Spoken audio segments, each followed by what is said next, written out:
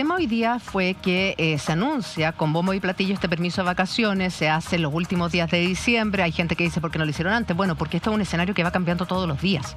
Sí, claro. Ayer recién conocimos el tema de que ya había llegado esta cepa británica a nuestro país, lamentablemente. Entonces la pregunta es, tenemos permiso de vacaciones, pero las fronteras y el aeropuerto sigue abierto.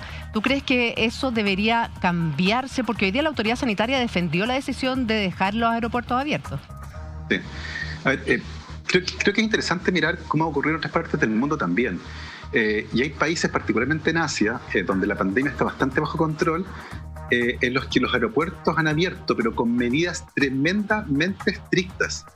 El otro día leíamos una explicación de un periodista que viajó desde España a Hong Kong y él contaba que al llegar al aeropuerto, independiente del examen que él trajera, lo mandaban directamente a un hotel que tenía que pagar él y que él no podía elegir. O sea, estaba obligado a irse a un hotel que él tenía que pagar y le controlaban la temperatura 2 veces al día, y cuando dio 2 PCRs negativos consecutivos, recién ahí le permitieron salir al exterior. Wow. Entonces, ese tipo de controles tiene como objetivo, en un país pequeño, que tiene un puerto de entrada importante, tratar de evitar que los casos importados tengan un impacto significativo en la extensión de la pandemia dentro del país.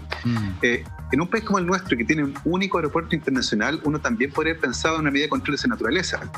Evidentemente se trata de una medida cara de implementar, probablemente no muy popular entre quienes viajen. Pero por otra parte, cuando yo decido libremente viajar, debería también estar dispuesto a someterme a todas las derivadas que tenga ese proceso. Claro. Y en este caso, el Estado o el gobierno podría exigir, por ejemplo, medidas un poco más estrictas para tratar de evitar aquello. Ahora, el virus está circulando en nuestro país de manera clara, entonces tal vez en ese contexto no tiene mucho sentido ahora controlar tanto las fronteras, porque el virus ya entró y se está diseminando en Chile. No es que vaya a entrar en este momento por el aeropuerto, pero ciertamente, considerando particularmente lo que ocurrió el día de ayer con la entrada de esta nueva variante, uno tal vez echaría de menos alguna medida adicional. Entonces cuesta entender un poco la restricción de viajar entre regiones, por ejemplo, versus alguien que puede llegar con una variante nueva del virus desde Londres, vía Madrid, ¿cierto? Tomar un segundo vuelo dentro de Santiago, luego desplazarse a otro poblado más pequeño y que recién varios días después nos enteremos de aquello. Entonces uno ahí es donde ve esta discrepancia y llama la atención. José Antonio ayer reflexionaba justamente sobre aquello. O sea, puedo hacer Dubái, Londres, Madrid, Santiago, Temuco, Panguipulli, pero no puedo ir al supermercado el fin de semana a comprar sin un permiso especial. No puedo ir a Viña del Mar. Entonces, son cosas bien particulares. Mira, para dejar bien claro el tema de las vacaciones, que hay mucha gente que nos está preguntando qué puedo, qué no puedo, qué fue lo que se anunció, hay una gráfica que aclara todo aquello. Permiso de vacaciones, punto 1. Para residentes de comunas en paso 2, es decir, en transición. Si usted está en paso 1, olvídese, no hay ninguna posibilidad. No tiene posibilidad de permiso. Para nada. Disponible desde el 4 de enero al 31 de marzo en comisariavirtual.cl, donde usted mismo saca el permiso para ir a comprar al supermercado cuando está el fin de semana, por ejemplo, en cuarentena. 3. Permiso para usar una única vez en periodo de vigencia. No es que usted se va a ir de vacaciones una semana a tal lado y otra semana paró a otra. No. O sea, no, tiene que irse a una sola parte, una sola vez, periodo continuado. O sea, no es como que me tomo una semana en enero y otra en febrero. Exacto. Después hay que ser súper claro y específico en la fecha de ida y antes de volver, la de regreso. ¿Se entiende? O sea, usted saca un permiso para ir y luego el de vuelta. Habilitado para ir a un único destino, como explicábamos con la Juli, no es válido para ir a comunas en paso 1, es decir, no es que usted esté en fase 2 y dice, pucha, voy a ir a una paso 1, no se puede. Y por último, este permiso que usted va a pedir en la comisaría virtual es complementario al pasaporte sanitario, o sea, tiene que sacar los dos para poder viajar a partir del 4 de enero hasta el 31 de marzo. Ahora, si la situación sigue preocupante, Gabriel, ¿es posible que este permiso dure solo el mes de enero? O sea, ¿podría darse la situación de que se levante, como se han levantado otros permisos en la comisaría virtual, efectivamente? Bueno, eso resuelve la autoridad sanitaria. Insisto, esta medida fue decidida por un comité de expertos, donde hay epidemiólogos, donde hay salubristas, y van a regular una situación que se va a dar de todas maneras muy probabblmente durante el verano. O sea, ya empezó a darse, seamos honestos. Todos conocemos a alguien que ya se fue vulnerando el cordón sanitario, ya llegó al litoral central. Entonces, me parece correcto lo que tú dices de que se iba a dar, lamentablemente. La gente lo entiende y no todos respetan a las decisiones de la autoridad sanitaria. Por eso te decía, en ese sentido yo creo que es bueno que haya al menos una regulación de algo que va a ocurrir de todas maneras.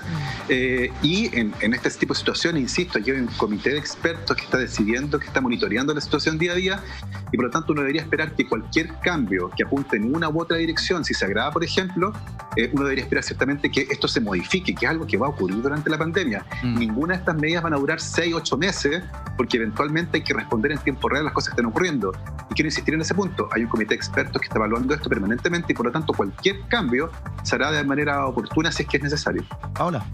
Gabriel, y respecto a la trazabilidad, que al final del día, cuando vamos a tener la posibilidad de ir a otras, no solo comunas, regiones del país, en mi opinión la trazabilidad vuelve a ser muy relevante en esto. Lo veíamos ayer, además, el caso de este avión, ¿cierto?, donde obligan a registrar el domicilio. Por lo tanto, también aquí hay un llamado y no sé qué otra medida podríamos tomar para asegurar esta trazabilidad desde la perspectiva de que las personas informen, por ejemplo, su adecuado domicilio. Porque ahora la autoridad hizo un llamado para que esas personas concurrieran a tomarse los exámenes respectivos. De hecho, escuchaba al jefe de la unidad de urgencias de la clínica Indisa que decía que 2 personas ya concurrieron del avión tanto de Iberia como de JetSmart a efectuarse estos controles. Entonces aquí la trazabilidad creo que es esencial, el tema de los domicilios es esencial y también muy importante que la ciudadanía siga informada, porque si yo estuve, voy a un ejemplo, en un restaurante X donde después se detecta un foco de contagio, entonces ahí tenemos que saber que los que estuvimos ahí tenemos que ir y tomar las medidas que la autoridad nos convoque y nos llame a seguir.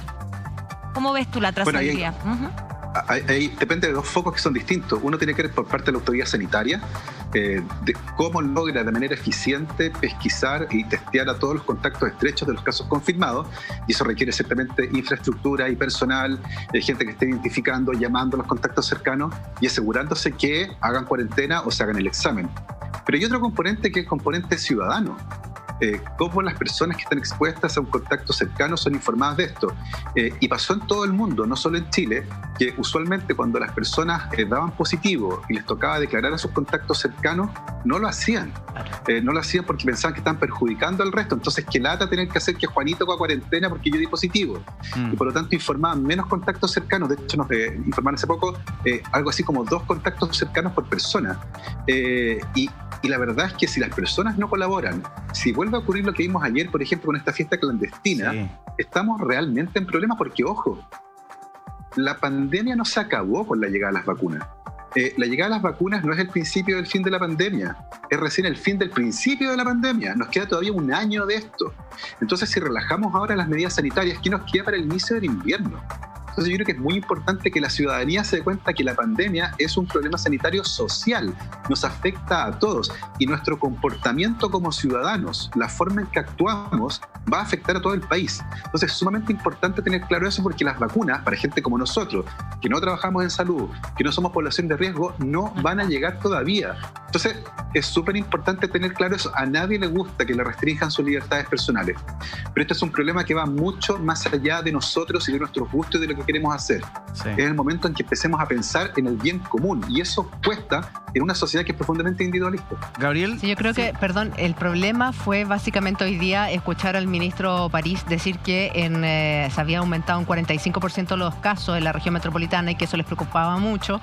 Entonces uno decía, pero ¿cómo están dando permisos de vacaciones cuando ha aumentado un 45% en la región metropolitana? Después el ministro corrige a través de Twitter y dice que era un 8%. Entonces, claro, la diferencia entre 45 y 8 es bastante, pues, Gabriel. Entonces uno se agarraba la cabeza en 2 manos y decía, no entiendo lo que está pasando. Bueno, después ya comprendimos que era un error de cifras, un error bastante importante, pero era un 8% nomás en la región metropolitana. Bueno, lo que de nuevo vuelve a poner de manifiesto lo importante que es la buena comunicación en estos tiempos. Y cualquier error, cualquier coma que se corre, cualquier palabra mal empleada, la actitud incluso de quienes hablan, lo vimos también hace meses atrás, ¿no? Sí. Tiene un impacto en la forma en que las personas reciben información. Entonces, comunicacionalmente creo que estamos un poco al debe también, particularmente en las campañas de información. El temor de las personas, por ejemplo, a las vacunas, las preguntas que quedaron sin respuestas, el cómo se organiza este plan de vacaciones, por ejemplo, requieren planes comunicacionales muy bien diseñados, muy bien implementados y que lleguen a todo el mundo. Algo parecido a lo que ocurrió ayer en la conferencia de prensa, ¿cierto? Cuando la subsecretaria levanta un papelito escrito a mano. Sí. Entonces, uno espera de... Pero era tierno, era una imagen tierna.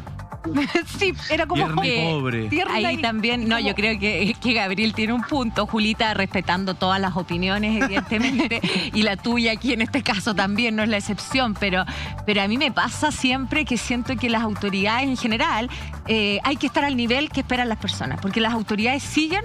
O sea, perdón, las personas siguen lo que las autoridades le dicen. Claro. Y en el formato que se lo dicen y en las campañas, yo estoy con Gabriel, o sea, necesitamos hoy día no solo estar acá en Santiago, estar en las playas recomendando. Por ejemplo, el tema de, he escuchado hoy día a propósito de nuevo, el tema de salud, un poco la indignación de muchas personas que trabajan en salud cuando ven esta fiesta. O sea, porque además el riesgo es total. Al bailar, algo que a lo mejor ni siquiera lo hemos conversado, se generan más, y ahí a lo mejor Gabriel tú nos puedes explicar más, digamos, escuchaba que se generan más gotitas, decían, y más focos de contagio. Entonces, aquí el llamado a lo colectivo y a la responsabilidad de esos jóvenes, que con mayor razón en una nueva cepa más contagiosa van a ser los que van a transmitir a las personas de mayor edad y de mayor riesgo esta enfermedad, evidentemente tiene que existir ese llamado a alerta. Entonces deberíamos estar llenos de campañas, y ojalá campaña lo más seria, profunda, Y fiscalización y en que la vayan playa. a la vida, fiscalización a la playa, que vayan al tema de la vida, si aquí estamos hablando que las personas fallecen. O sea, no es algo simple. Sin duda. Gabriel, te escuchamos para cerrar. Sí, en primer lugar creo que también es importante mencionar que desde el punto de vista biológico hay una diferencia muy importante entre cepa y variante de virus. Los virus mutan todo el tiempo y eso no es noticia. Eso es lo que pasó en Magallanes. Sí, y esas mutantes son variantes en la secuencia genética, y a veces esas variantes le confieren a los virus características nuevas, Ya. características que deben ser demostradas experimentalmente, por ejemplo, que sean más contagiosos. Que una variante sea más abundante en un lugar no necesariamente quiere decir que sea más contagioso. Hay otras explicaciones que van más allá de la contagiosidad que podrían explicar por qué es más abundante. Entonces todavía estamos enfrente de una variante nueva. De hecho, la OMS la tiene catalogada como una VUI, es variante bajo investigación en inglés, Variant Under Investigation. Y por lo tanto, todavía no hay evidencia científica de laboratorio que muestre que esta variante es efectivamente más contagiosa, más virulenta, más infectiva, cualquier característica nueva. Ya. Entonces, por el momento, lo más correcto es que hablemos de una variante del virus que eventualmente se podría convertir en una cepa nueva si es que se demuestra que tiene alguna característica nueva distinta al virus que originalmente circulaba. Variante Los del virus hacen eso todo el tiempo. Ya. Es una variante del virus y los virus hacen eso todo el tiempo.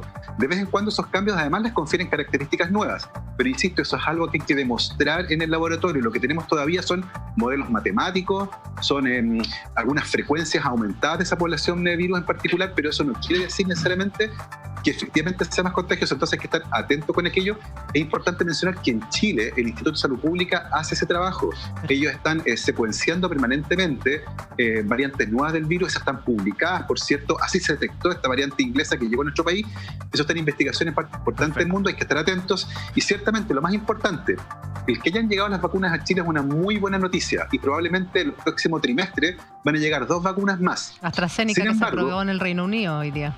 AstraZeneca se aprobó hoy día en el Reino Unido, además con un esquema de vacunación muy especial, con hasta 12 semanas de diferencia entre la primera y la segunda dosis, para tratar de cubrir a la mayor parte de la población. Pero ojo, mientras no tengamos la vacuna puesta en el brazo y hayan pasado al menos 3 semanas, no estamos protegidos. Claro. Y por lo tanto este mensaje es súper importante a todas las personas. En lo que queda de los próximos 8 meses, vamos a tener que seguir lavándonos las manos, manteniendo distancia física y usando mascarilla. Entonces es importante mantener claramente la percepción de riesgo alta. La pandemia no se terminó. Y ese yo diría que es el mensaje más importante, particularmente ahora que las personas se van a tender a juntar más. Esto no ha acabado. Todavía queda muchísimo tiempo. Y la mayor parte del próximo año va a ser muy parecida a este año. Y por lo tanto hay que mantener las medidas de distancia física, lavado de manos y uso de mascarilla. A no descuidarse y a tener paciencia. Como siempre, un gusto tenerte en nuestro programa, Gabriel León, biólogo molecular. Gracias por haber estado esta tarde en Hola Chile, y que venga bien este fin de año para ti y un excelente 2021. Un abrazo. Sí, muchas gracias por la invitación y también tengan todos una muy buena celebración de fin de año.